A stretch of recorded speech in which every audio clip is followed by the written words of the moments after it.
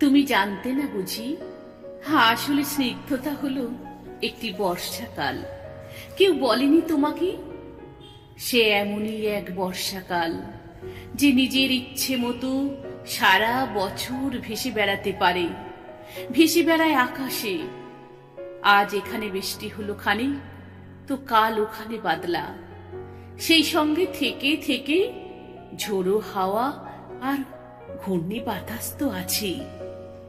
আমি চোখ বন্ধ করলেই দেখতে পাই বাচ্চারা সব হাত ছাড়িয়ে ছুট লাগালো মাঠে ঘাটে।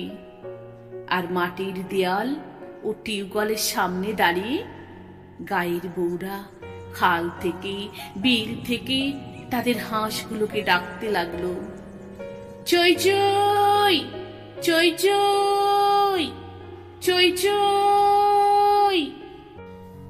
আজ থেকে প্রায় 1 শতাব্দী আগের বাংলায় তোমার এক বাল্য সখী তোমাকে চই চই বলে ডাকতো আর খেপাতো। তোমার মনে পড়ছে কি? আজ এই জন্মে তুমি শীতের দেশের হাঁস। কোন সরোবর থেকে কোথায় কোন সরোবরে সাঁতার কাটতে যাও, সমুদ্রের পর সমুদ্র পেরিয়ে উড়ে চলো কত দূর দূর সব দেশে।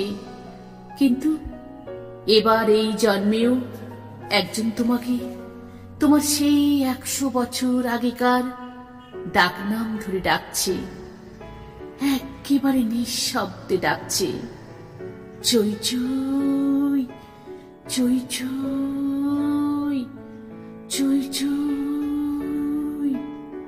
আর তুমি বোধহয় কিচ্ছুই শুনতে পাচ্ছ না, তাই না?